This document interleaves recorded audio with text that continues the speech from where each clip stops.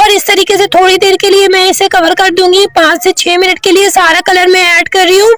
पहले मैं कलर लगा रही हूँ पूरे जो मेरी बिरयानी पर, और जो है अब 5 से मतलब ये कि कुक फॉर 20 मिनट्स और लो फ्लेम में 20 मिनट के लिए इसे अच्छी तरीके से लो फ्लेम पर जो इसे पकने के लिए छोड़ दूंगी।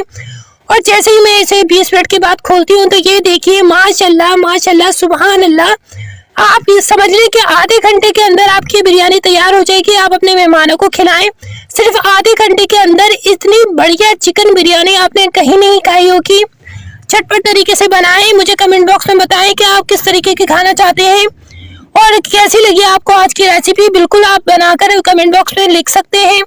जिसे इस बिरयानी की जरूरत हो, ये देखिए मैंने एक बिल्कुल जो है मेरे जहेज का जो बर्तन था उसके अंदर मैंने जो है ऐड कर लिया है, और ऐड करने के बाद मैं आप लोगों को स्क्रीन के ऊपर दिखा रही हूँ।